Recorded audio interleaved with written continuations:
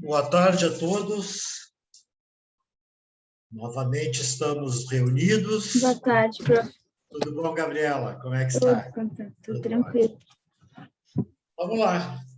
Nós estamos dando prosseguimento às nossas últimas aulas, na qual tratamos especificamente de cada um dos temas relativos aos dispositivos da Lei de Introdução. Nós tratamos já do Estatuto da Pessoa Física, e ali aproveitamos o ensejo e falamos sobre o direito de família, especificamente a adoção internacional. Posteriormente, falamos do direito das coisas, envolvendo tanto a posse, a propriedade e os direitos reais vinculados à posse e à própria propriedade. Adiante, nós tratamos, na última aula, sobre o direito das obrigações, onde estabelecemos também um panorama relativo à aplicação do princípio da autonomia da vontade. Hoje nós temos dois temas importantes que são relativos aos dois últimos temas que estão estabelecidos diretamente pelos artigos 10º e o artigo 9º da Lei de Introdução. Assim sendo, nós vamos tratar... Pois não? Não, só ia interromper rapidinho. Não sei se você viu meu e-mail sobre a correção da prova. Correção? Que ficou com... Que deveria ter ficado com 9, daí eu fiquei com 8. Deixa eu anotar aqui, Gabriela, só para mim depois a gente já verificar. Seria 9 e tu tirou 8. Pode ter havido... Eu vou verificar e já corrijo, tá? Em seguida. Na próxima aula, se não tiver corrigido, tu me cobra, tá? Provavelmente, realmente me passei, certo? Tá, não tem problema. Bom? E outra que eu fiquei na dúvida, mas eu não sei se poderia ver de uma questão da prova. Sim, mas tu chegasse a me mandar pelo e-mail? Eu mandei pelo e-mail. Mandaste quando, Gabriela, por favor? Eu não lembro.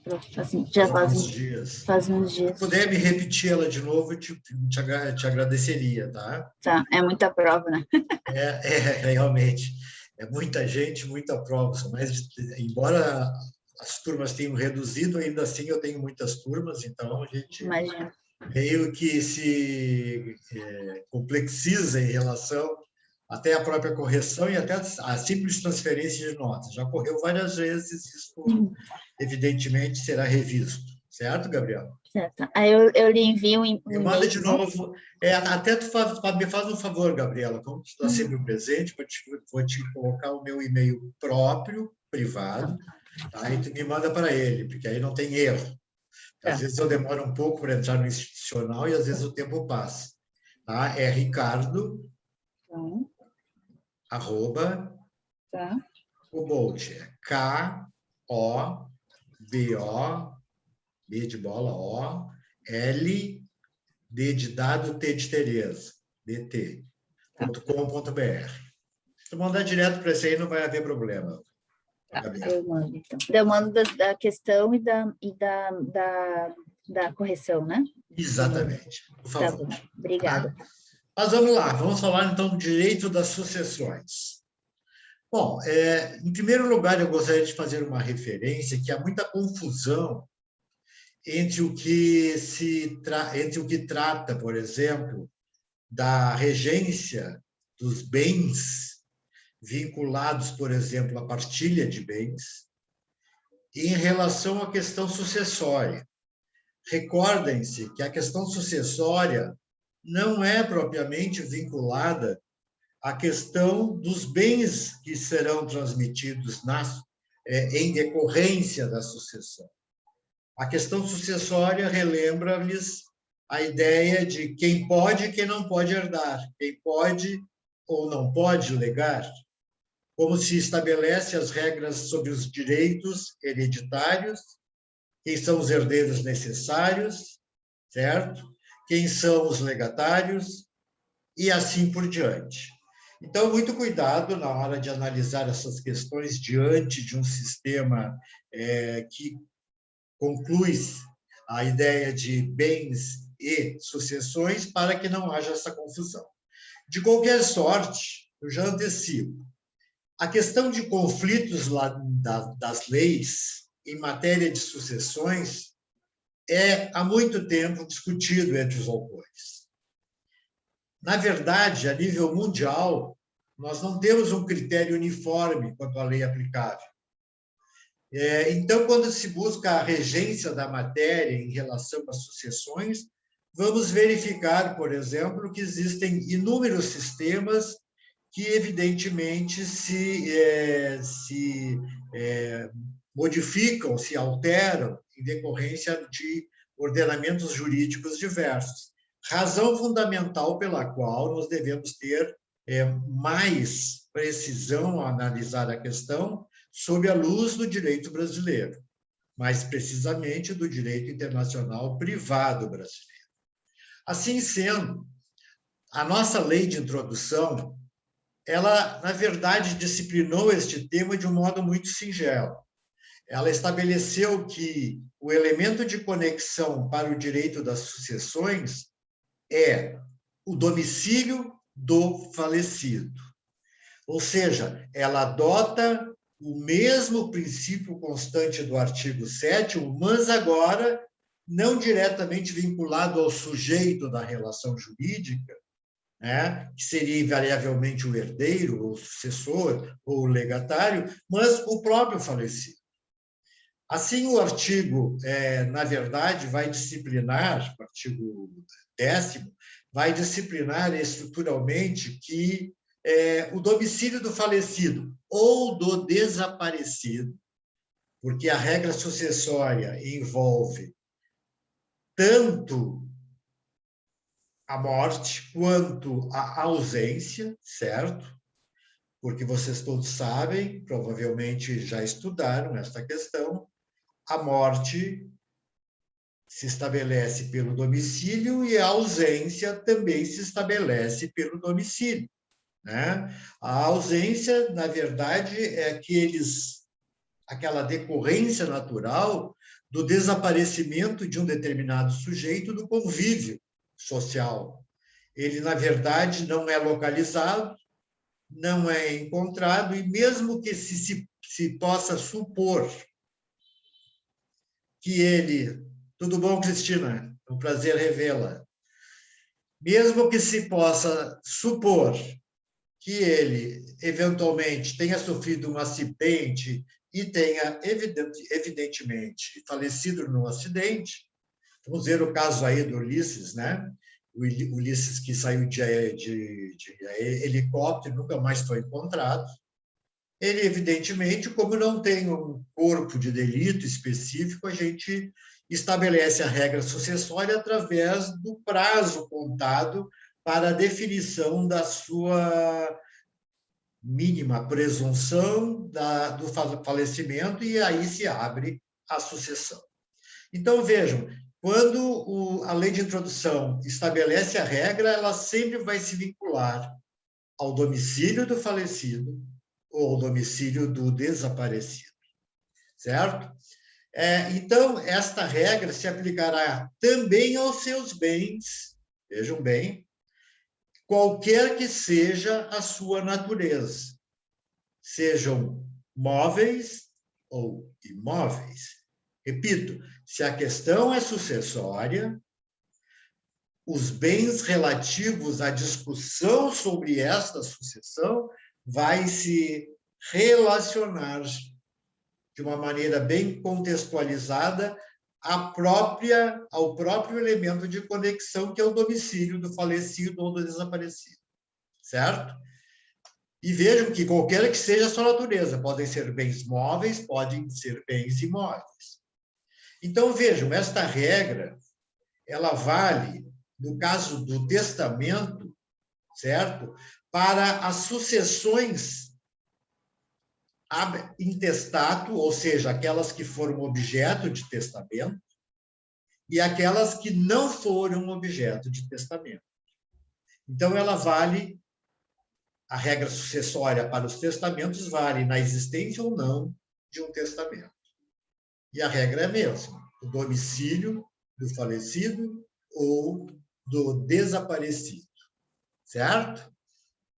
Qualquer dúvida, me questione, pessoal. Então, este elemento de conexão adotado pelo Brasil tem demonstrado divergir de outros países, normalmente os países mais desenvolvidos do mundo, onde o critério ou o elemento de conexão é a chamada lei da nacionalidade. Aliás, o mesmo princípio adotado, por exemplo, pelos países europeus, pelos Estados Unidos e por outras potências industrializadas, quando se trata de aplicação da lei nacional do sujeito falecido ou desaparecido. Então, vejam, há uma modificação estrutural, o que na hora da opção pela lei aplicável vai determinar uma alteração toda especial, fundamental mesmo.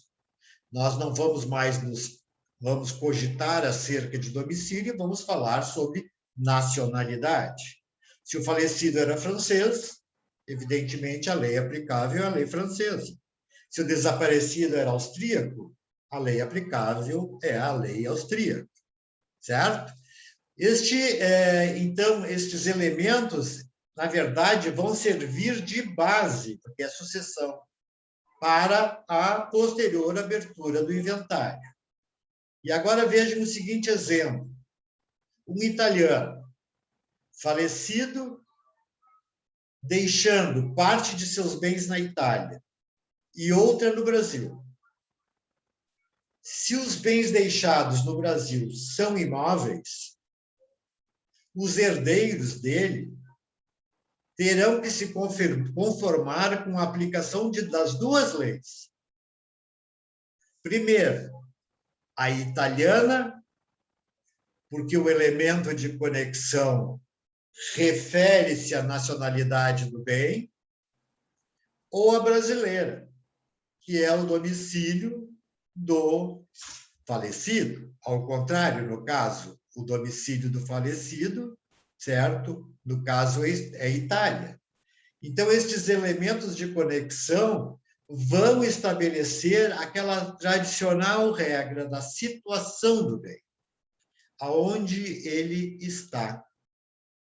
Em resumo, em que pese a discussão sucessória se estabelecer diante de duas claras e concisas legislações, a italiana e a brasileira, e a solução do conflito estabelecer uma diversidade de bens a serem partilhados, uns na Itália e outros no Brasil, nós vamos adotar o critério brasileiro, certo? Se nós, porventura, formos herdeiros brasileiros, certo? Se formos herdeiros italianos, nós vamos ter que estabelecer pela regra da nacionalidade.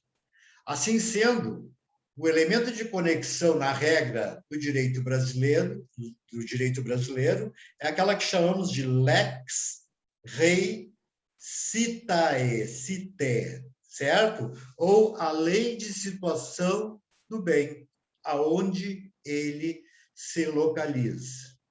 E uma perguntinha, Cristina. Não, eu não entendi. Pergunta, Cristina. Assim, ó, se tem um imóvel na Itália e tem um imóvel no Brasil, tá? Sim. Vão ser duas leis. O que está na Itália vai vigorar e no Brasil vai vigorar. Se ele é um italiano, ele vai ter que se conformar, na minha opinião, com a lei brasileira no Brasil. Em relação aos bens do Brasil. Sim, é isso que eu estou me referindo. Eu quero entender uma coisa. Se ele é italiano e mora na Itália, os bens do Brasil vão ser feitos pela lei brasileira e não pela lei italiana. Apenas, exclusivamente, em relação aos bens que estão no Brasil.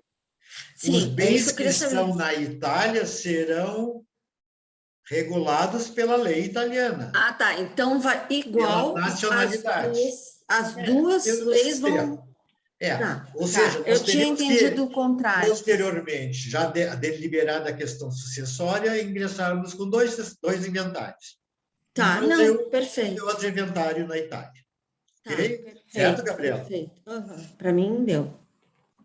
Ok? Vamos lá.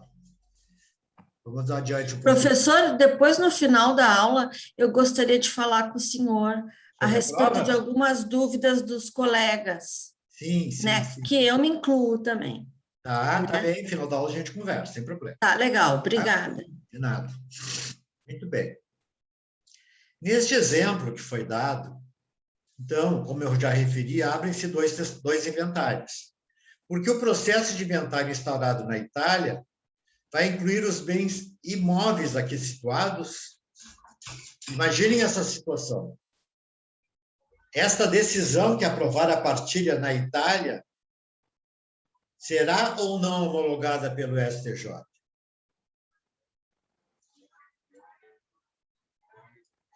O juiz italiano Não julgou. precisa, né, professor? Não, o juiz italiano julgou uma partilha de bens, incluindo bens localizados no Brasil, Ah, sim, aí sim. certo? E a pergunta é: essa decisão italiana vai ser homologada pelo STJ a posteriori? Eu acredito que sim, que está envolvendo o patrimônio brasileiro. Sim, mas veja que, considerando o patrimônio brasileiro, a competência específica sobre bens situados no Brasil é do juiz brasileiro, com Sim, exclusividade. sim. Concorda? E se bens estão situados no Brasil, aplica-se a lei brasileira também. Então, não será homologado pelo Ah, STJ. não vai ser homologado? Não vai ser homologado. Por quê? Porque o juiz é incompetente. A ele não competia decidir, de acordo com a lei italiana, uma questão que é de exclusividade de aplicação pelo juiz brasileiro, de acordo com a lei brasileira. Vejam, então, que estas divergências determinam que os direitos hereditários podem também mudar. E isso está estabelecido, eu gostaria que apontasse no artigo 5º, inciso 31 da Constituição Federal. E o que diz esse artigo 5º, inciso 31? 31 em romanos, tá, pessoal? XXX1, ok? Diz o seguinte: a sucessão de bens de estrangeiros situados no Brasil será regulado pela lei brasileira, concorda? Em benefício do cônjuge ou dos filhos brasileiros, sempre que não lhe seja mais favorável a lei pessoal do decujus. Vejam que nós temos o princípio do desdobramento, né? Nós temos a possibilidade de, por esse dispositivo, que, aliás, é repetido depois na lei de introdução, estabelecer ou a aplicação da lei brasileira em favor do cônjuge brasileiro e dos filhos brasileiros, que eventualmente, né, são beneficiados pela aplicação da lei brasileira, é o que se supõe, mas isso só ocorrerá se a lei do falecido, imaginem o italiano, não for mais favorável do que a lei brasileira. Há uma opção que pode ser feita. Há um chamado depeçage, que o depeçage é o fracionamento do mesmo dispositivo.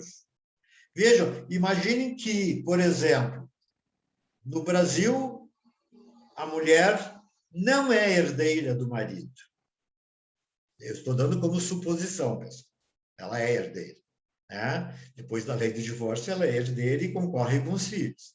Agora, na Itália, vamos imaginar, a lei fala que a mulher é herdeira do marido.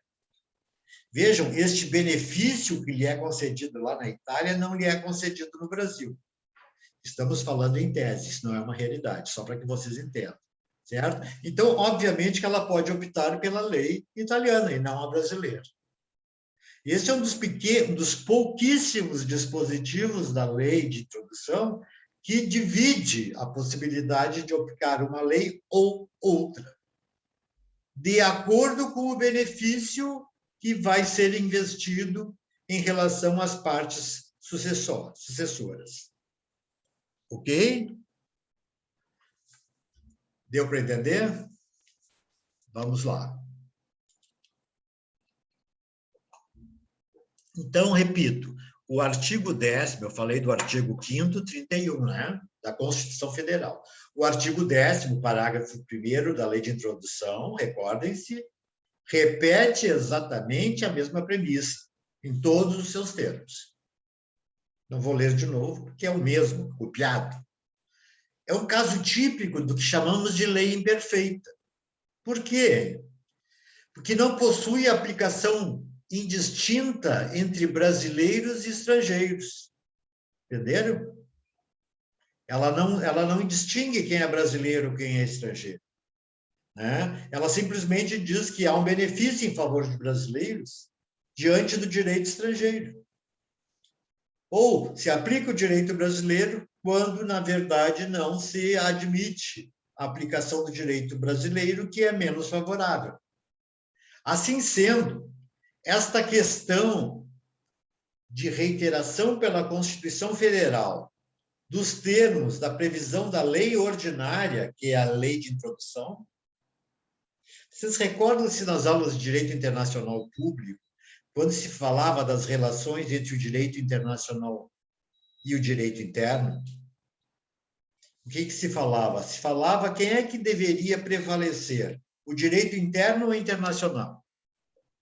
E aí nós tínhamos teorias, né, que desenvolviam-se em cima destas duas teses. A tese brasileira é chamada tese dualista. Esta tese dualista está estabelecendo a seguinte regra, que a lei brasileira não pode ser absorvida por um tratado internacional, certo?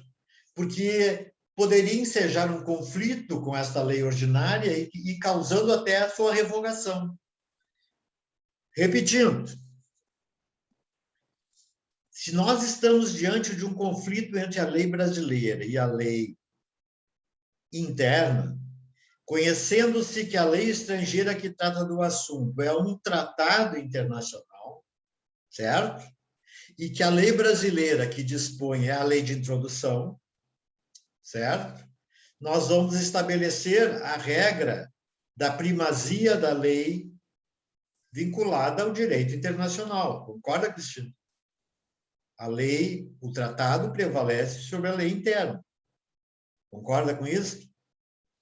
Disposição constante da Convenção de Viena de 69. O direito interno não pode ser revogado pelo direito... Desculpe, o direito internacional não pode ser revogado pela lei interna. Agora, nós estamos falando de uma norma constitucional aqui no caso, que é o artigo 5º, 31. E se nós estamos falando de norma constitucional, esta eventual revogação da norma interna não ocorre, porque para nós a norma constitucional é superior, inclusive, ao tratado, se ela dispuser ao contrário. Então, este fato não ocorre face à Constituição Federal, o que causa exatamente a constatação de tratar-se de uma lei imperfeita, porque ela está em desacordo com o sistema internacional. Muito bem. O que nós temos que ponderar? Prof, Pois não. eu fico com uma dúvida. No caso, prevalece se é um tratado, né? Se for Sim. uma outra lei... Pela regra vinculada à tese internacionalista, sempre prevalecerá o tratado. Como o Brasil aprovou a chamada Convenção de Viena de 69 sobre tratados, ele se comprometeu, e vejam aqui um grande problema de responsabilidade do Estado brasileiro, ele se comprometeu em determinar que a lei internacional sempre prevalece sobre a lei interna. Só que a primeira questão, qual é a norma constitucional que vocês conhecem? Um tratado, não é isso? Um princípio, mas um tratado é a norma por excelência. Se ele é a regra internacional, e se por acaso houver um dispositivo constitucional que estabeleça a sua primazia sobre o tratado, no Brasil prevalece a norma constitucional e não a norma do tratado, criando uma confusão, uma barafunda na cabeça da gente. né? Exatamente a questão que eu fui me debruçar para elaborar meu trabalho de mestrado, por exemplo, né? Onde eu tive que entender isso, que era ininteligível. Agora, o que é importante que vocês guardem é exatamente que nós temos falado que as normas do direito brasileiro têm que se adaptar e têm que estabelecer a primazia constitucional do direito interno, certo? Desculpe, internacional. Ou seja, enquanto nós não estabelecermos esta regra, nós vamos continuar criando conflitos normativos a nível internacional.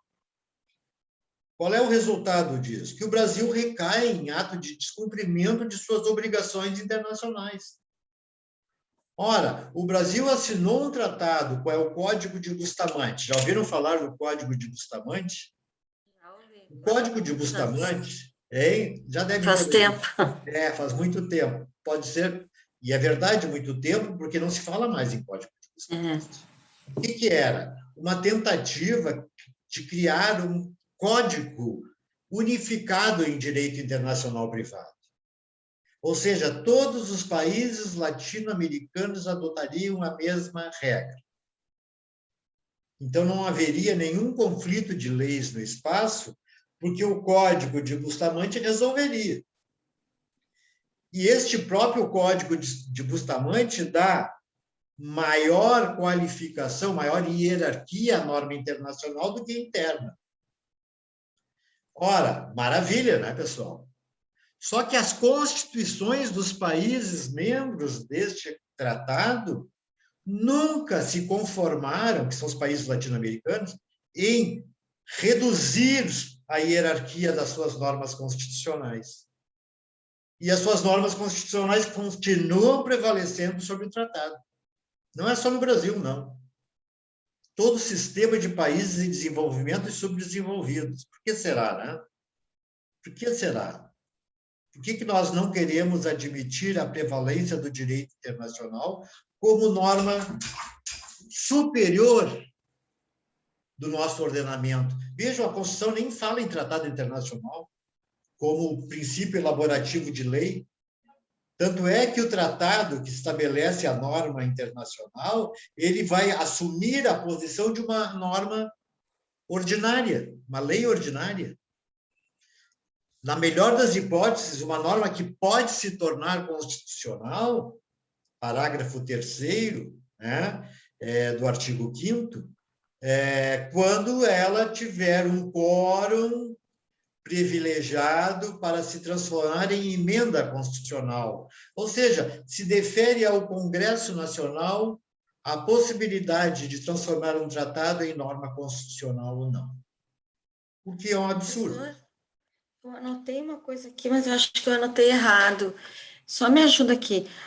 Eu entendi que o senhor falou assim: lei brasileira não pode ser absorvida por um tratado internacional, correto? Não, ao contrário. Depois eu me corrigi. O tratado internacional não ela pode ser absorvida. Exatamente. Tá. Uma pergunta. Então, o direito internacional não pode ser revogado por uma interna.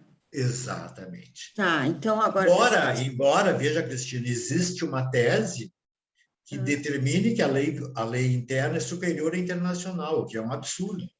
Professor, seria algum princípio humano? Não, é uma tese, uma teoria dos autores. É só uma tese. Querendo resolver a questão do conflito. Imagine que sempre o direito interno resolve conflitos com o direito internacional.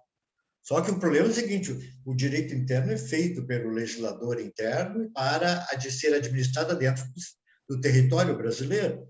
Uma norma internacional é feita entre vários estados para valer entre todos eles. Como é que eu vou dizer que a nossa norma é superior a deles? Se eu mesmo ratifiquei. O Brasil ratificou o Código de Bustamante e não cumpre. Legal. Porque a Constituição não permite. A Constituição diz que a norma mais na ordem internacional a máxima. É a Constituição. E não há nenhuma disposição que diga que o direito internacional é superior à norma interna. como ocorre, por exemplo, na Europa e nos Estados Unidos. A norma internacional sempre é superior às normas internas. Por isso que o Estado tem que refletir muito quando a ratifica, porque se não for cumpri-la, como acontece no Brasil, se o Brasil não cumprir a regra, está recaindo em responsabilidade internacional perante todo o ordenamento mundial. Isso corre reiteradamente. Eu dei o exemplo também, Cristina, Gabriela, sobre o caso da aprovação pelo Brasil e ratificação pelo Brasil do Estatuto de Roma. O Estatuto de Roma que criou o Tribunal Penal Internacional. Ora, vocês todos sabem também que qualquer tratado pode ser objeto de algumas ressalvas, algumas reservas, recordam-se disso? Ou seja, o Estado pode alterar algumas para poder adaptar-se ao seu ordenamento jurídico, desde que não infrinja o núcleo do tratado, a ordem básica do tratado. E aqui, no caso, o Estatuto de Roma proibiu reservas. A ordem internacional não admite que os Estados criem reservas. Teria que ou aprovar em toto, sem nenhuma ressalva. Ocorre que o Brasil aprovou o Estatuto de Roma sem nenhuma reserva e, com isto, adotou-o e este causa já antecipadamente duas inconstitucionalidades. Primeira, a hipótese de prisão perpétua, que é proibida no Brasil pela Constituição Federal. Né? O máximo da pena do sistema brasileiro é 30 anos de reclusão. Segunda, permitiu a extradição de brasileiros natos. Ou seja, qualquer brasileiro pode ser extraditado para o TPI para responder perante aquele tribunal. Ora, isto também é uma inconstitucionalidade, porque a extradição de brasileiros é vedada pela Constituição Federal. Vejam como é que nós atuamos no cenário internacional, de um modo absolutamente desconexo com a realidade da questão. Por que não deu nenhum problema até hoje? Porque não houve um caso prático a ser discutido. Mas que vai ocorrer um dia, vai. Quero ver eles extraditarem um brasileiro. Coloque-se na posição de advogado de um brasileiro que está sendo extraditado para o TPI, para ser julgado lá, onde as penas são superiores, mais agravadas, crimes contra a humanidade, etc. e tal.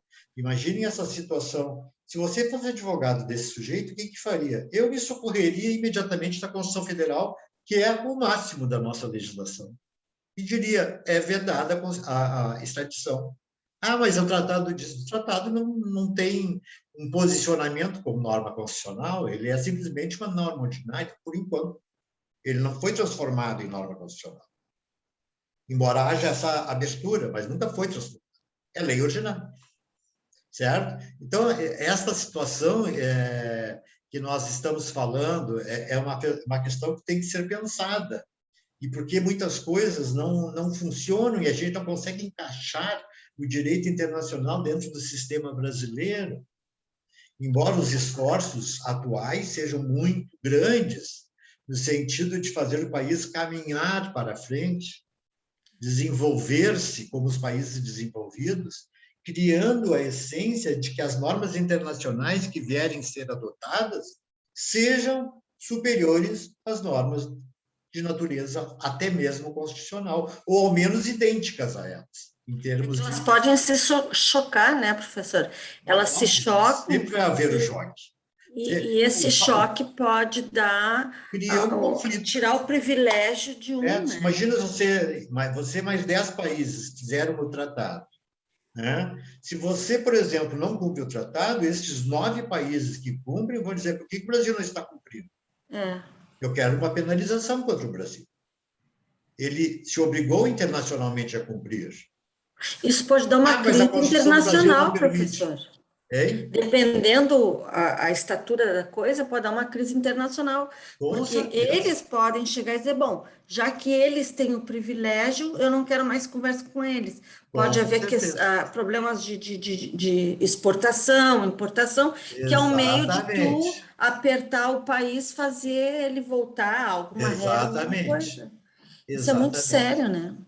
Isso É é muito gravíssimo. sério. É que, na verdade, nós brasileiros não sabemos direito internacional, não entendemos direito internacional, e cada vez parece, com todo respeito, até a própria Que instituição menos sabe. que nos ampara, cada vez reduzimos mais o conhecimento dessa disciplina, porque ela é perigosa, porque os constituintes e os deputados e os senadores não querem dar prevalência às normas de natureza convencional, que são os tratados, porque elas podem tirar deles o poder de legislar, né? Livremente, porque elas já vêm pronta de fora.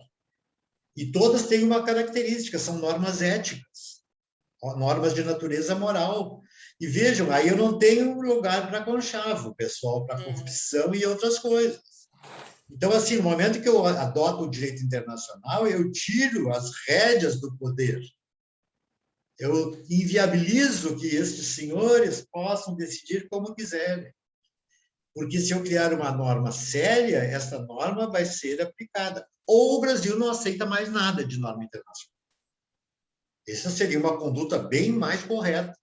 Porque se não vai cumprir como não cumpre, é melhor não ter. Então, Porque tem a nós palavra, né? temos duas palavras, uma palavra que vale aqui e outra palavra que vale lá fora. E aí, como é que fica? Então, vejam que a norma constitucional, aqui no nosso caso, e o artigo 10º repetiram-se, dizendo que o domicílio do falecido, o domicílio do desaparecido é a regra básica contextualizada, mas que, dependendo de uma espécie pessoal de vantagens a um cônjuge brasileiro, veja, tem que ser brasileiro, e aos filhos brasileiros, ele possa, em seus benefícios, aplicar a lei externa, se ela for mais vantajosa, certo? Então, vejam, esta imperfeição determinada pela norma vai fazer com que a gente acabe suportando algumas considerações, como nós agora devemos estar pensando apenas, né? No sentido de que essas considerações nos estão levando a um raciocínio mais correto em relação ao sistema político brasileiro também. Ah, mas aqui o problema não temos que pensar em direito internacional, porque aqui o problema é a fome, o analfabetismo. Mas, pessoal, se você adotar princípios de direito internacional, a fome, o analfabetismo e outras regras que estão conjuradas dentro do sistema internacional, nós resolveríamos o problema. Não há vontade política. Não há vontade política de mexer em coisas que possam me beneficiar como legislador, por exemplo. E eu não estou colocando só legislador, estou falando também dos chefes de Estado, que perde as rédeas. Ele vai ficar, vamos assim, restrito ao que o direito internacional falar. Né? Agora, se houver coerência, o direito brasileiro pode ser um dos melhores direitos do mundo, inclusive econômica e socialmente. Né? Vejam que aquela regra outra, desculpe eu dando esses exemplos, perdendo um pouco de tempo, mas eu acho que não tem que ficar correndo, né? Aquela regra outra que o Brasil adotou, a Convenção 157 da OIT, Organização Internacional do Trabalho, eu não sei se eu cheguei a falar a vocês, mas essa regra que o Brasil ratificou, um acordo feito com uma organização internacional pelo Brasil, onde se estabelecia a seguinte regra. Bom, nenhum país pode despedir qualquer empregado senão por justa causa. O que eu estou dizendo? Eu estou dizendo que não é mais permitida a demissão sem justa causa. E essa é uma regra internacional. E por que essa regra foi criada dentro dessa modalidade? Porque ela valoriza o empregado, não prejudica o empregado. Ora, se o empregado não pode ser posto para a rua, E a única exceção é quando houver justa causa, o que dificilmente ocorre, ninguém seria demitido do emprego. Vai ocorrer como ocorre na Europa, nos Estados Unidos, que eu já referi também. Você entra, por exemplo, num avião, isso eu observei pessoalmente, onde as chamadas aeromoças eram, na verdade, aerovelhas. Né? Por quê? Porque elas, na verdade, continuavam desempenhando as funções pessoas com 70 anos. Estavam ali lépidas e faceiras, enquanto saúde tem, desenvolvendo a sua atividade profissional. É claro que isso, num país gigantesco como o Brasil, é prejudicial, porque tira o emprego dos mais jovens, tá, pessoal? Agora, a gente tem que resolver esse problema. O Brasil adotou esse princípio e, no outro dia, todos os empregados que foram demitidos sem justa causa pediram a reintegração no emprego.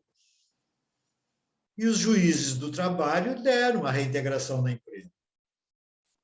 Só que aí não havia mais os postos que foram criados para eles naquela época, ou já tinham sido ocupados. E aí eles ficavam percebendo valores sem trabalhar, o que é outra injustiça. Uma coisa que eles Evidentemente, fazem, quando o Brasil se deu conta disso, teve que revogar essa disposição.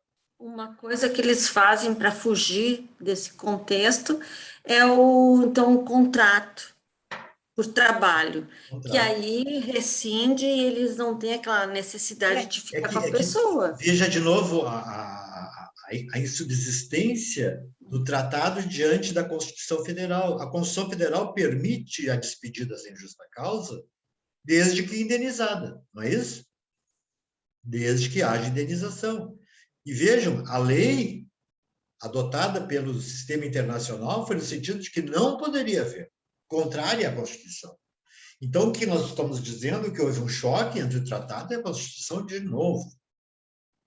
Fato grave que cria entraves internacionais e que determina os questionamentos pelos cidadãos, não só pelas empresas dos países desenvolvidos.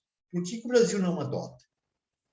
Por que os países latino-americanos têm essa tendência em manter regras de natureza absolutamente desprezível? Né? Por motivação de falta de vontade política, porque isto, cá entre nós, não dá voto. Não é isso? Não dá voto. É melhor eu criar um projeto de Bolsa Auxílio, que aparentemente vai dar votos, mas que cria um outro buraco lá em cima, né, pessoal? Nós temos um orçamento a respeitar, de repente o presidente, muito bondosamente, cria um subsídio para todas as pessoas que não têm condições de receber, pagando dinheiro e tirando do erário público dinheiro que já estava previsto para outras atividades. Ou criando um rombo de déficit público dentro do país, que cada vez aumenta mais. Ou seja, se houvesse uma coordenação das políticas macroeconômicas, etc., nós teríamos uma solução adequada. Mas não há interesse em solucionar isso também. Interesse é fazer cada vez mais motivações para obter votos. Não é isso?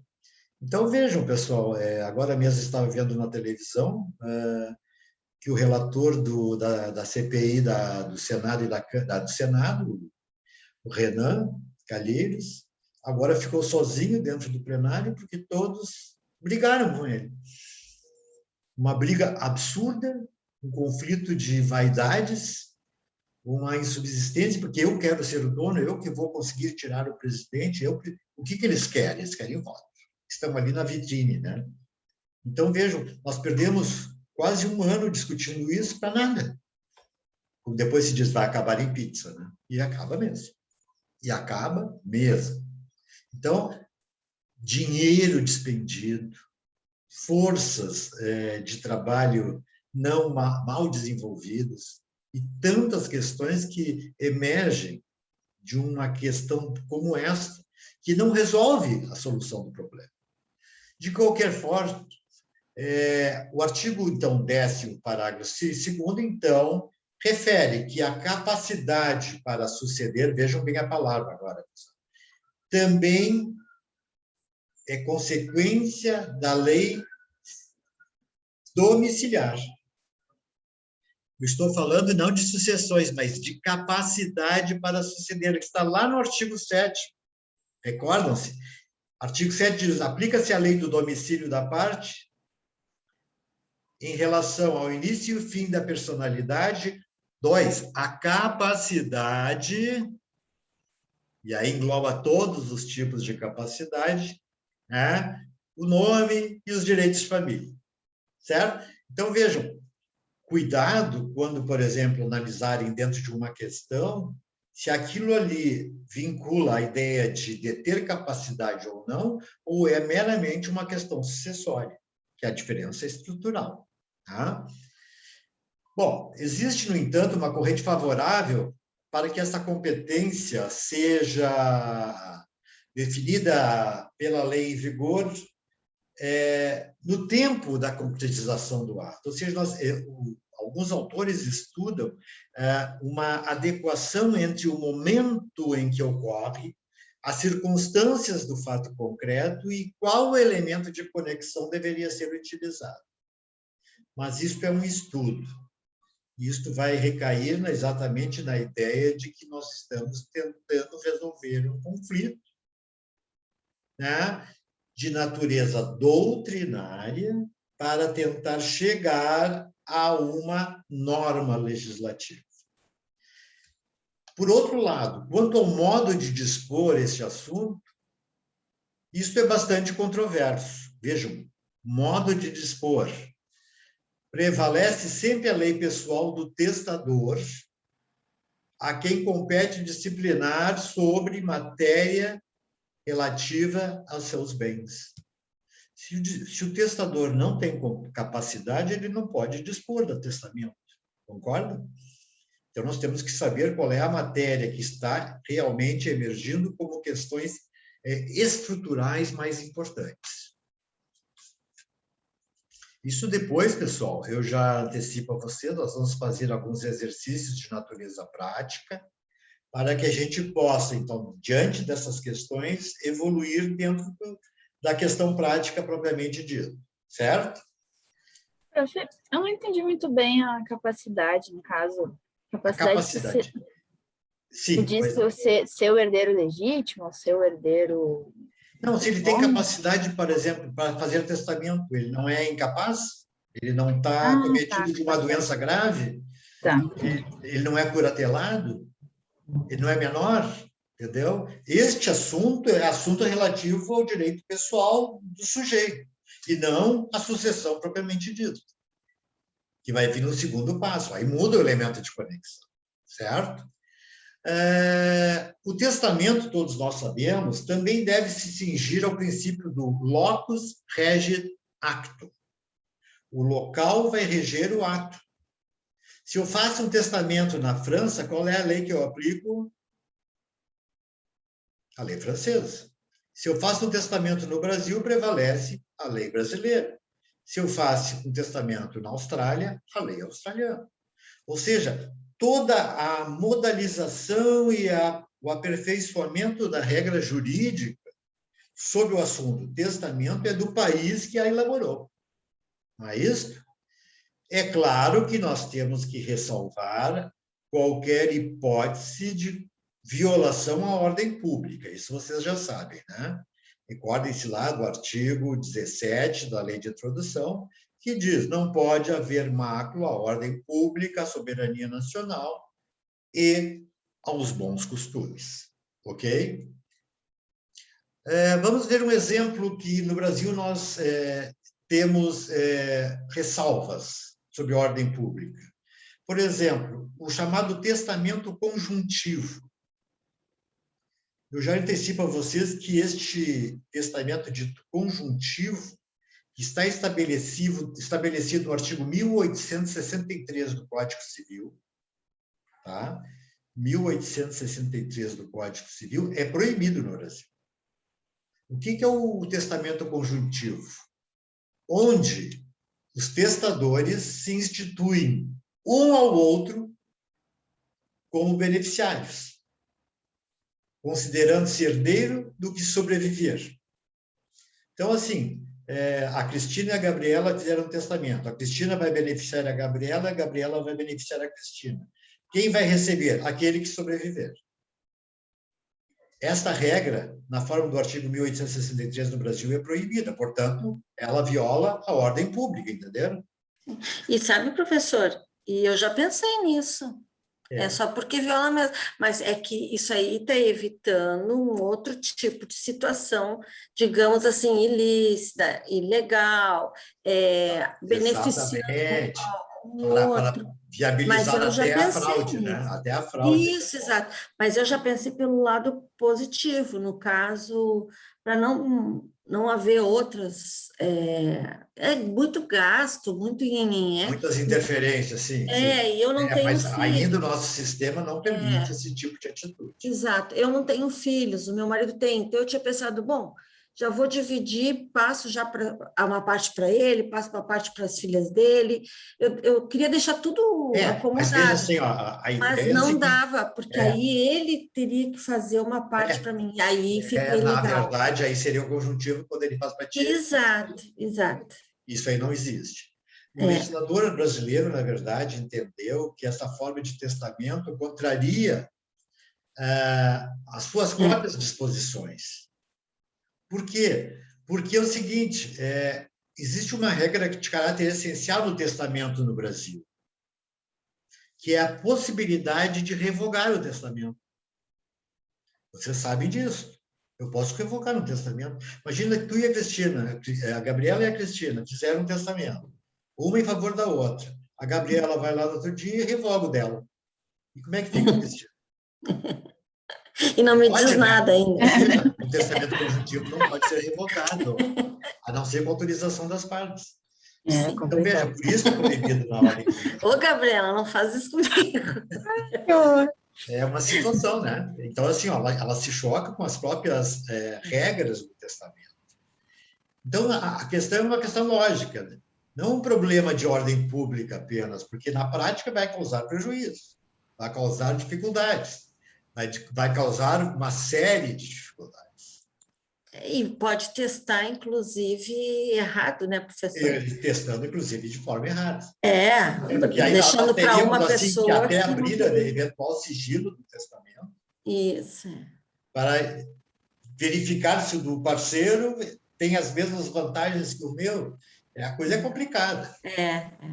Porque aqui existem duas coisas que no Brasil são muito diferentes do sistema europeu, por exemplo, que é a palavra empenhada, o fio do bigode. Aqui não tem mais, professor. Pacta sunt Isso é servanda. coisa do século retrasado, né? Nem do passado. Pacta sunt servanda. Lá, romper o princípio do pacto e o cumprimento efetivo do pacto é de natureza moral especialíssima. Não se admite que eu vá lá assine um contrato, por exemplo, na área das obrigações, dizendo que eu assumi a lei do país onde eu assinei o contrato e depois chego aqui e eu mudo, porque aqui não aceita. Eles não conseguem entender isso. Mas como você está descumprindo a sua palavra? Ah, mas no Brasil é assim. Então, tinha que ter me falado antes, que eu também não assinaria, nem com você. A pessoa quer ter o proveito próprio da vantagem, mas não quer ter o proveito da desvantagem, né? O desproveito da. Veja, então, essa questão seria melhor equacionada na forma como foi feito o chamado o critério de testamento holandês, tá? Que não permite, na sua legislação, o chamado testamento conjuntivo. No entanto, aceita as disposições feitas por outros estados que aceitam e sejam respeitadas, então, pelo próprio direito holandês. Na Holanda eu não posso fazer, mas se alguém fez para mim lá no Brasil, certo? Eu vou ter que respeitar as regras. Então, essa é uma regra que também envolve o pacta sunt servanda, o compromisso firmado, o fio do bigode, como se diz, né? Então, assim, vocês vejam que a alteração dos sistemas jurídicos, inclusive, é preponderante. Enquanto no direito costumeiro, dos países anglo-saxões, como a Inglaterra, por exemplo, a Dinamarca, a Suécia, a palavra empenhada é algo sagrado, direito costumeiro. No direito escrito, isso vai e vem à medida dos interesses. Hoje é, amanhã não é mais. Tá? Então, assim, vejam, a gente não tem segurança jurídica nas nossas relações. A gente não tem como contemplar a eficácia de um documento internacional quando ele, na verdade, é desconstituído diante da minha ordem jurídica, que eu, às vezes, até oculto. Vocês também sabem da existência de um testamento chamado marítimo e outro militar, né? Devem ter estudado isso, né? Estas formas, no entanto, elas não estão disciplinadas pelo internacional privado, e sim pelo internacional público. Ou seja, são documentos públicos, certo? Que estabelecem as suas próprias regras. Por sua evidência, os testamentos no Brasil são aceitos sempre pelo direito internacional privado, como, por exemplo, o testamento particular é aceito no Brasil. Concorda? Desde que depois seja homologado pelo juiz. Porque para que o juiz dê validade àquele documento, porque ele não se tornou público, né? E estes devem atender os requisitos de cada legislação. Assim, os artigos 1862 e seguintes do Código Civil vai regulamentar estas fórmulas de testamento, certo? Evidentemente que nós não vamos adentrar muito na questão dos testamentos, na questão sucessória, mas, evidentemente, muito mais na questão do inventário e do arrolamento a posteriori. Certo, pessoal? Muito bem. Seja como for, nós temos ainda que analisar um outro aspecto aqui importante. Só um minutinho, por favor.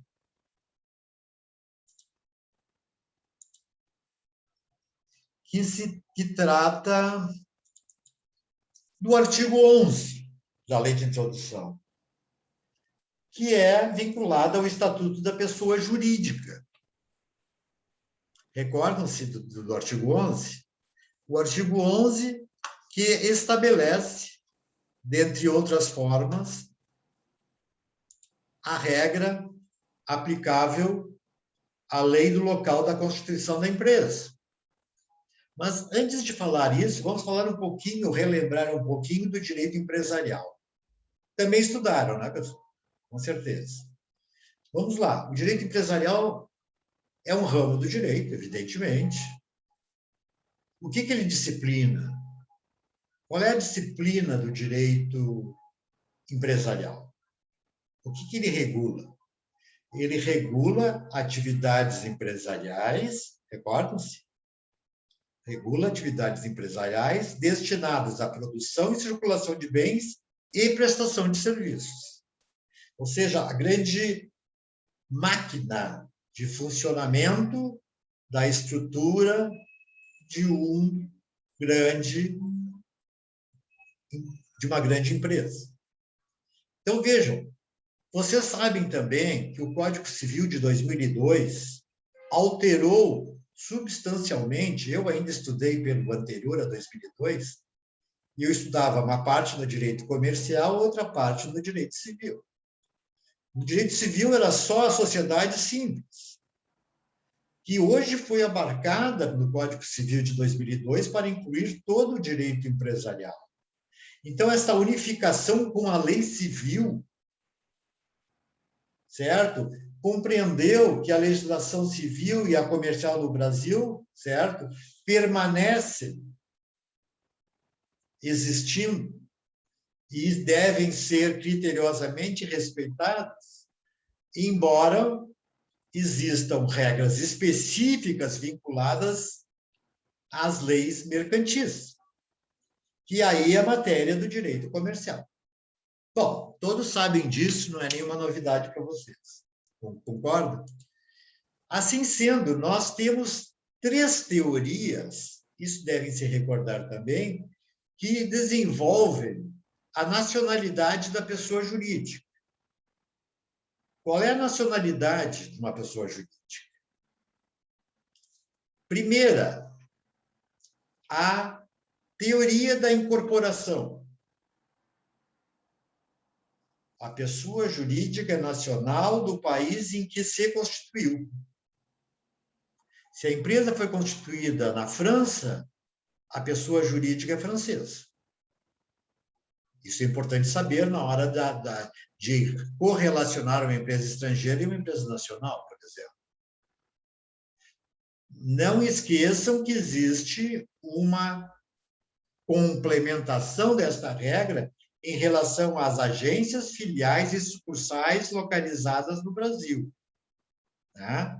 Que é o parágrafo 1º. Mas vamos lá. A teoria da incorporação vai dizer que a regra básica é o local em que a empresa se constituiu.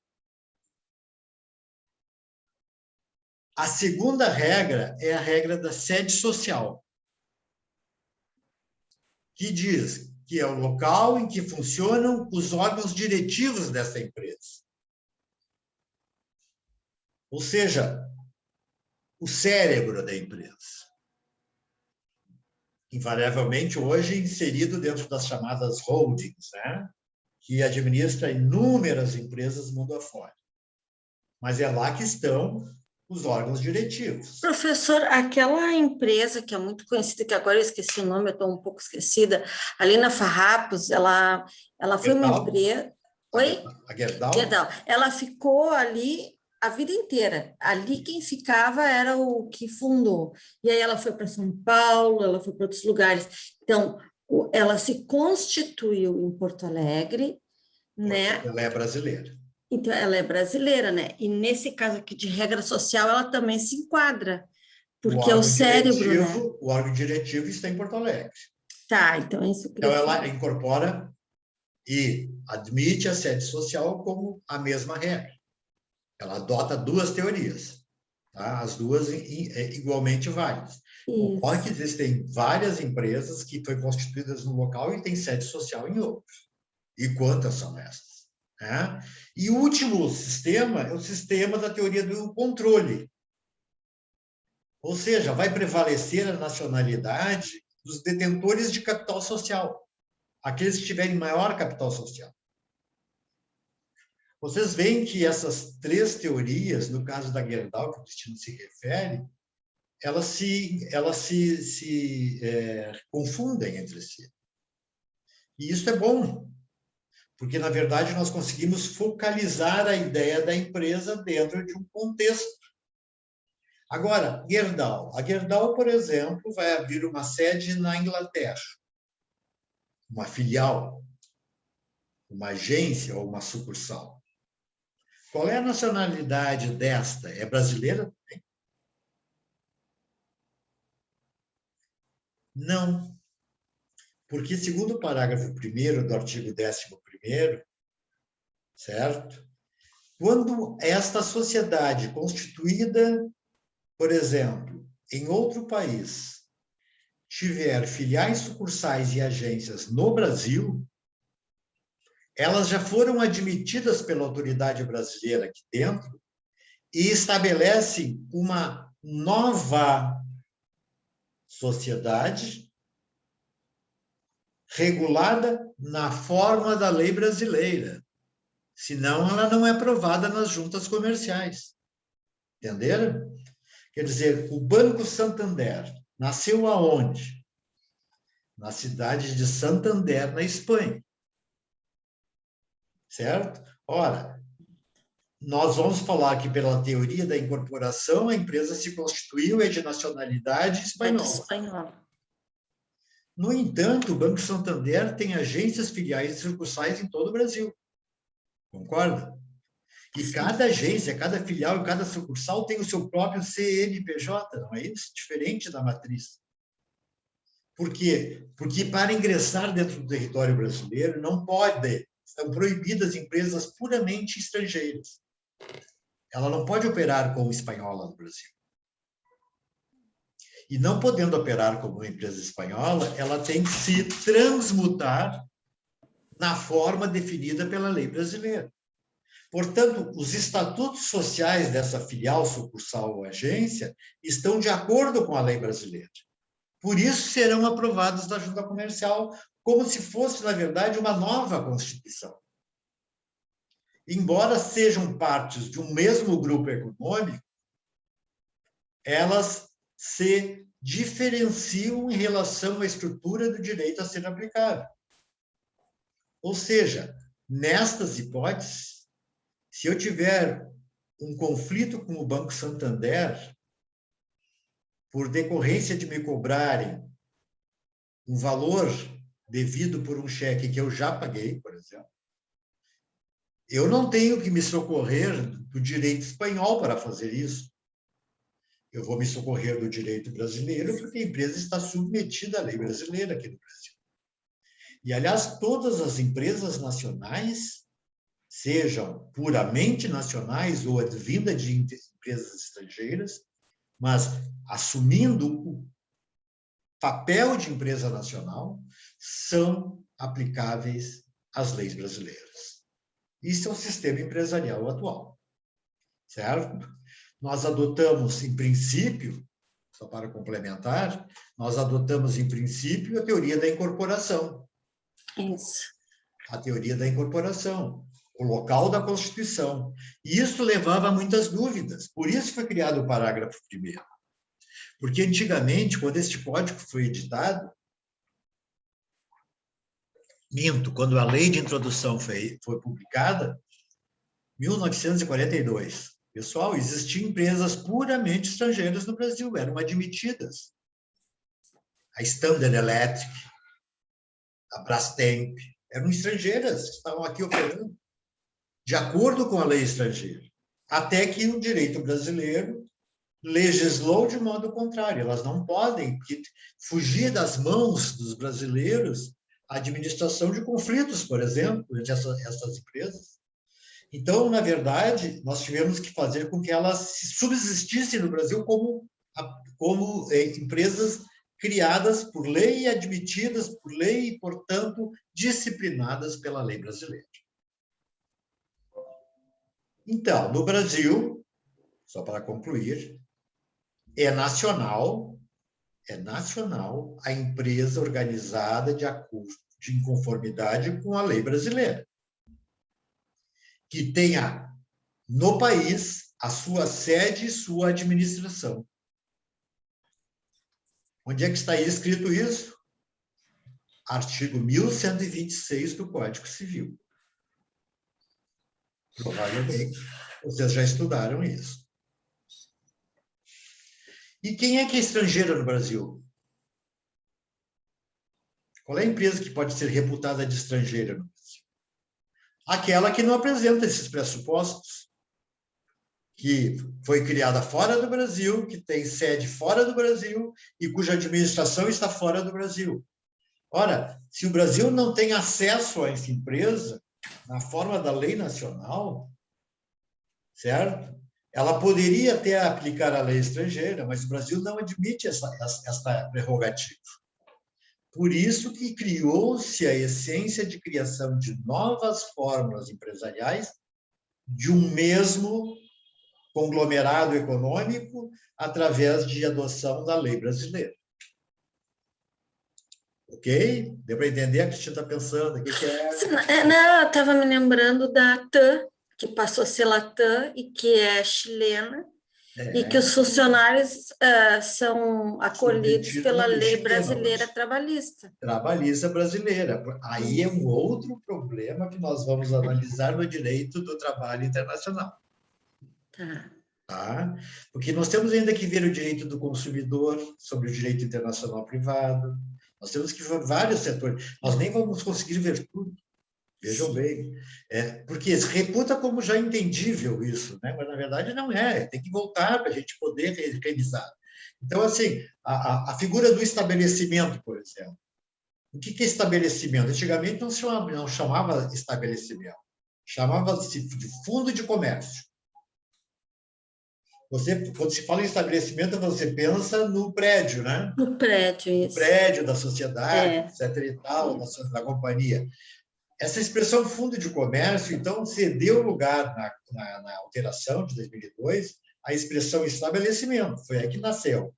Que é Veja bem, o complexo de bens materiais e imateriais organizados para o exercício da empresa. Não é o prédio é um dos requisitos.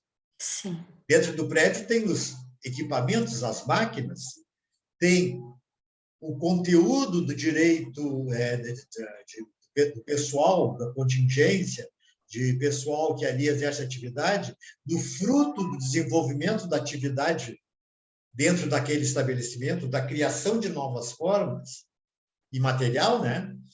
Ou material. Então, vejam, estabelecimento hoje é tudo que compõe a sociedade, não meramente o prédio que a gente imagina. No campo internacional, a regulamentação sobre o estabelecimento vai sempre obedecer à lei do país em que se constituir. Estabelecimento. O estabelecimento.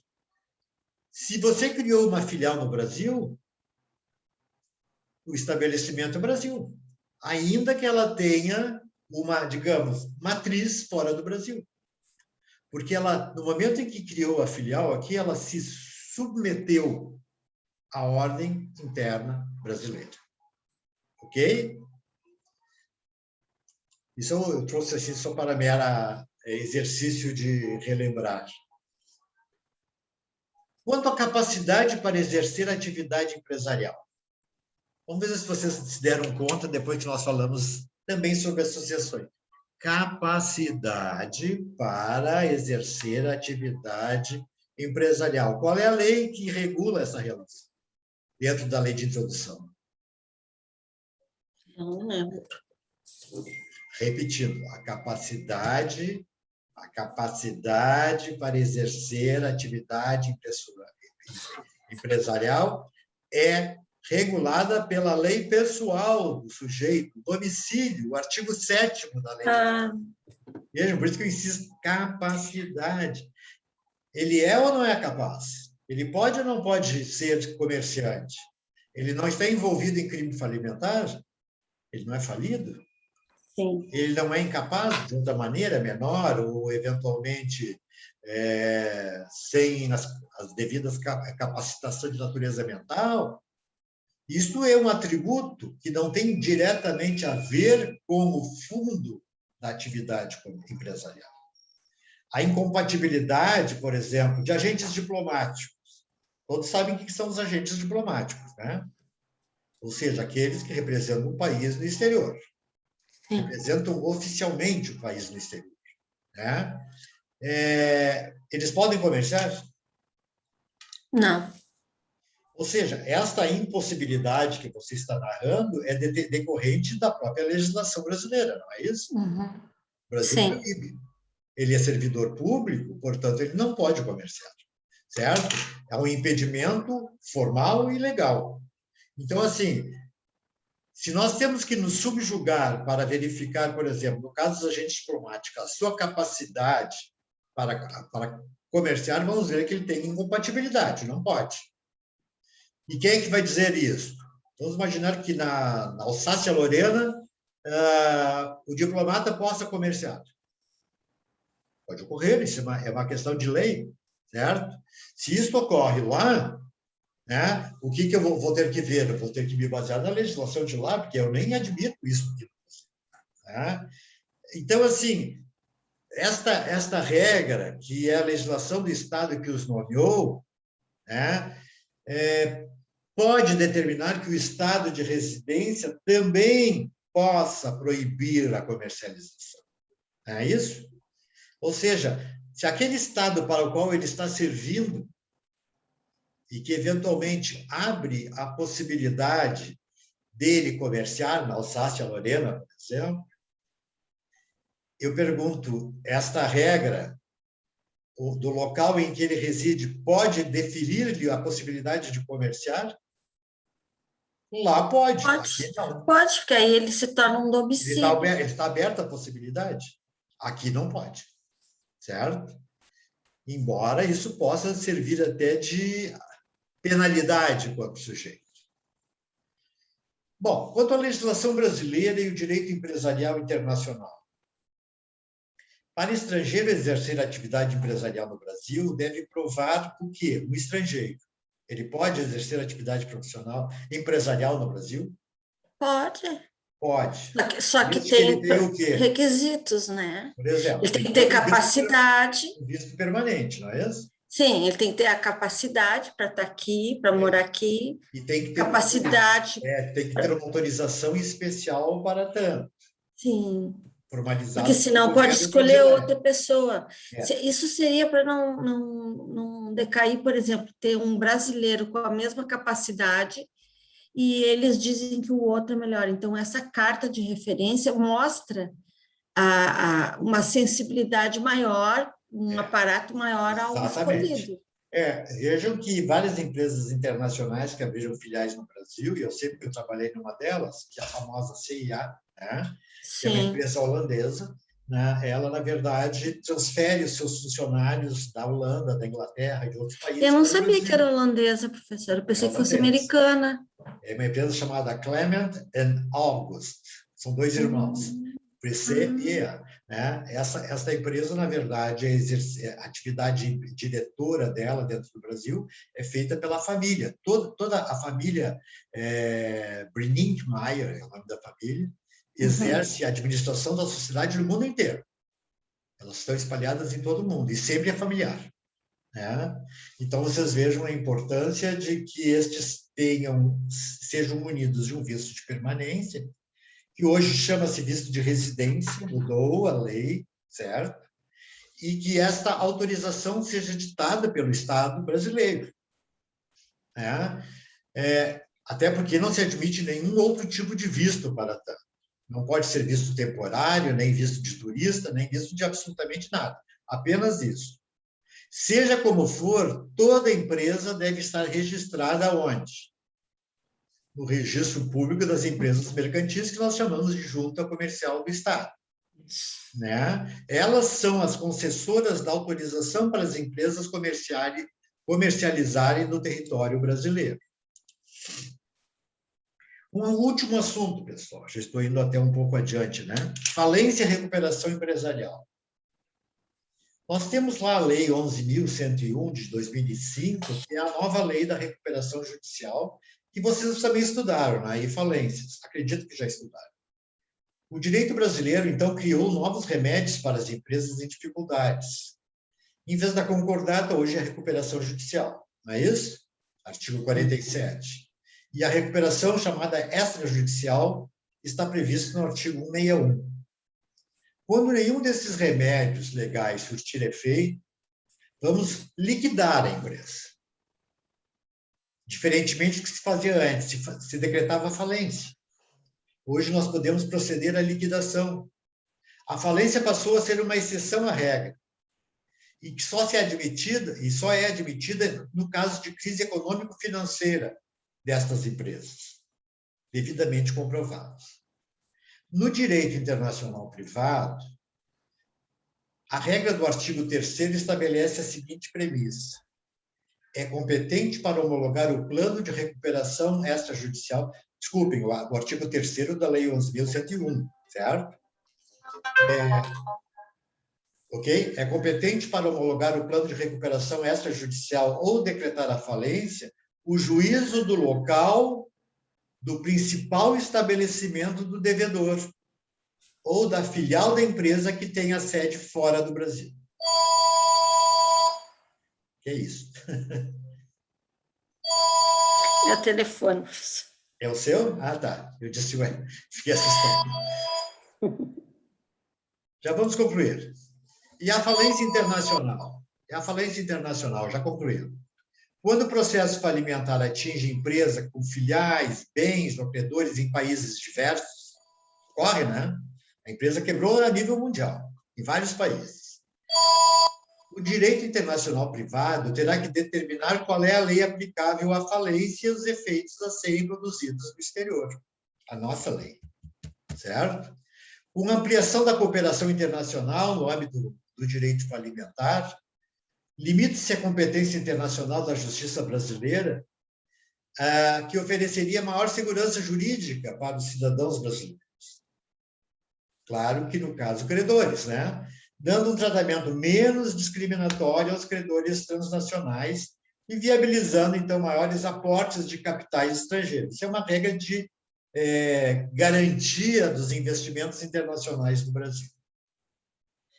Pessoal, esse material todo está lá nos slides que eu coloquei para vocês, certo? E eles vão ser importantes na hora que nós vamos passar a fazer alguns exercícios básicos em cima destes temas, porque nós vamos ter que dar uma folhadinha nesse material. Eu vou fazer junto com vocês, não é prova, certo? Porque eu quero que vocês realmente tirem quaisquer dúvidas que possam emergir dessas questões. Então, eu peço estruturalmente que vocês guardem bem esse material, porque eu fiz um resumo do resumo do resumo, vamos dizer assim. Mas quando que o senhor já postou? Não, né, professor? Não, isso vai ser feito já início de novembro. Tá, não, porque eu dei uma olhada. Eu tenho que terminar e este não ponto, vi. e até porque eu dediquei a semana que vem a um assunto específico. Uhum. Eu acho que vocês não podem se formar sem saber. A questão da arbitragem internacional, certo? Eu não sei se estudaram arbitragem, se estudaram, talvez tenha sido um pouco por cima, ou fizeram um curso especial. Uhum. Tá? Mas o assunto é polêmico, é importante, vocês têm que entender. Eu estou abrindo um ensejo para isso, certo? Por isso que eu não inicio logo na próxima aula. E o assunto vai ser o assunto que nós vamos discutir, então, na próxima aula, certo? Certo. Eu agradeço, fico à tua disposição, Cristina, para os seus questionamentos. Então, professor, agora vem o meu lado de aluno aqui. Vamos Professor, lá. é acerca da prova, tá? O senhor colocou ali uma nota e eu queria ver com o senhor se eu compreendi errado, como é que é. Porque o senhor tinha dito assim, ó, que a 10ª questão ela não valia porque a gente não tinha estudado ainda. Eu considerei como certo. A 10, eu não então anulei, a 10... a 10ª ela não chegou a ser terminada, né? Teria que juntar um tratado, etc. Não, o que eu fiz? A 10ª questão eu considerei como certa para todos, como se tivesse acertado. Que a gente não ganhou o ponto. A gente não ganhou. Não foi somado, pode ser. Não. Então foi esse problema, Gabriela. Eu acho que foi isso mesmo. E tem mais uma que o senhor falou. 10. Essa turma é 459, né? Essa aqui é 458. 8, desculpa, 458. Isso. E tem mais a questão... Então pode contar com esse ponto, viu, Cristina? Tá. A questão 6, né? Das demais provas. Isso. Socorreu. Engraçado é que eu corrigi dando ponto, mas eu acho que na hora de passar... Não entrou, não. Tem aberto. E uma coisa, na questão 6... Qual é a nota que tirasse, Cristina? Oi? Qual é a nota que tu tirasse? 8, mas com o senhor eu teria tirado mais, né, professor? Seria 9, então. Essa era para ser 9. Isso. E a questão 6, ficou uma dúvida ali. Essa questão 6, o senhor disse que só ia considerar se eu trouxesse aqui algo que... Fundamento. Um fundamento. Mas eu achei que eu não deveria. Eu acho que o senhor está certo. Só que existe 2 situações ali que estão certas. Eu, mesmo assim, errei, mas os colegas acertaram, né? Que era a questão 6, que aí seria a questão B ou a questão A. Não, então, é a B ou é a B ou a D? Desculpe, B ou D. Bobo e o D de D dedo. de bola ou D de dado. É que sim, prof, interrompendo o colega, essa questão... 6. A gente foi ver uma questão de concurso, né? E aí, no gabarito oficial... eu acertei essa. D de dado. Eu D também. Desculpa, eu não entendi. Não, professor. Uma questão de concurso, certo? Isso. Aí, o gabarito do senhor está como B de bola. O gabarito do concurso está D de dado. Aí eu fui atrás para ver...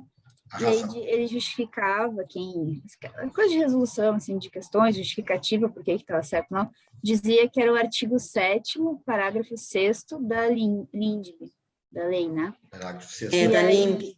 Isso, e aí eu fiquei com essa dúvida, porque eu não sei... Eu posso te atestar, Cristina, se eu disse que era D mesmo. É a letra D mesmo. Mas eu botei D. Eu botei D também, a gente ficou com errado. D de dado, e não foi... o senhor disse que era B de bola. Não, o senhor disse que era B de bola. Não, eu não sei se naquela revisão que a gente fez eu não coloquei que poderia considerar as duas. O senhor disse que iria considerar as duas. Mas para mim o senhor deu errado. Eu acho que eu deixei de né? considerar a letra D, então. Foi muito bom. Na verdade, eu tinha que ter tirado 10. Eu também, professor. Então, vocês duas vão tirar 10. Até por estarem aqui presentes. Isso chama-se conceito. Isso chama-se conceito. Né? Outra dúvida dos nossos colegas, que enquanto a gente está na aula, eles estão trabalhando. Eu sei, o seguinte, sei que é difícil. A P2, professor, não tem data e está todo mundo querendo saber, porque agora P2, chegou a reta. A P2 será em torno da última semana de novembro, mas eu vou já marcar, vou deixar marcada já. Tá, o senhor pode deixar... semana que vem já deixo marcado. Tá, porque eu estou assim, professor, eu estou Tem muita coisa. Eu tenho muita como coisa. Como ele disse, né, eu fui meio olhuda, eu botei um monte de cadeira. Então, professor, tem horas que eu olho, eu confundo até as matérias, são já similares, né? Entendo, são similares, e eu confundo a matéria. Então, se o senhor pudesse fazer essa gentileza de já nos dar a data... P2. Eu só vou confirmar aqui as datas. É que eu estou me organizando dentro de um cronograma, inclusive de matéria que não estaria previsto, né? Sim. Porque eu acho que vocês não podem deixar de saber, é muito mais importante do que... Eu vou dizer, o senhor sabe, professor, uma coisa que o senhor está falando agora, eu achei muito bacana. Tem uma professora Magda Azário, sim, que no semestre passado eu fiz Direito Administrativo com ela, e ela fez isso, ela fez uma aula referente a uma matéria que não tinha no nosso cronograma, digamos assim, mas que ela achava assim, ó, impossível a gente sair da faculdade sem saber aquilo ali. Ela fez a mesma coisa que o senhor, eu achei isso de uma grandeza muito grande, porque eu acho assim, ó, poderia o senhor deixar para lá, né? Vocês viram, por exemplo, no dia da semana, na PUC, não sei se vocês viram, que nós, através da professora Gabriela e do professor André, nós conseguimos ganhar um prêmio internacional em matéria de arbitragem. Eu não vi. Não, eu também não. É tão importante, pessoal, para a PUC. E eles são de direito empresarial, eu tive aula direito com empresarial, ele. Os dois. E ela, inclusive, dá aulas sobre arbitragem internacional na língua inglesa, ela dá aula. Nossa! Então, ela tem um grupo todo selecionado, né? Porque essas competições internacionais são em inglês, né? E os dois, evidentemente, eu já fui coach de vários campeonatos internacionais também, com outros grupos, em matéria de direito internacional público, tais como a Assembleia Geral da ONU, como a questão do Tribunal Penal, da Corte Internacional de Justiça, que a gente, inclusive, 2 ou 3 ganhamos também. Então, assim, essa é uma inserção que o aluno da PUC, no nível mundial, pode dizer, eu sou da PUC, as pessoas já sabem ganhar, certo? Isso é muito importante. Então, assim, essa matéria de arbitragem não pode sair... Ai, que ótimo que o senhor vai dar, professor. Certo? Que ótimo, obrigada, professor. Eu prefiro abordar alguns assuntos ali que talvez sejam tão importantes para poder condicionar isso. Não, isso é muito ótimo. Então, só para recordar, gente. As notas... Então, Cristina vai ficar, então, com 10 depois da correção, e a Gabriela também com 10 depois da correção, considerando as questões B e D. É isso, né? Isso. E dos colegas lá, que a 10ª parece que não foi adicionado em um ponto. Eu pediria, sinceramente, Cristina, que eu acho que é muito importante que o aluno se manifeste. Né? Ele não tem motivo para não pedir. Tem um e-mail institucional, pede para eles me mandarem um e-mail, mandaram alguma outra forma de comunicação que eu possa realmente analisar. Porque se o aluno... É como você perder uma ação judicial e não recorrer, entendeu? Sim. Quer dizer, como é que eu vou saber? Né? É verdade. Prof, aí a gente precisa enviar o e-mail também, de novo? Né? Aí é o seu da PUC, não é? O meu e-mail, eu coloquei, né, Cristina, na primeira, eu acho que neste caso aqui nem vai ser necessário. Se é a questão 10 e a questão 6, não há necessidade. Era isso. Esses os casos, né? É isso, exatamente. Então tá, pessoal, agradeço muito. Eu que agradeço, professora, a sua sinceridade. Na próxima aula para a gente falar um pouquinho sobre arbitragem. Vai ser ótimo. Boa semana. Boa semana. Obrigada. Tchau, colegas. Tchau. Obrigada, até a próxima. Nada, tchau.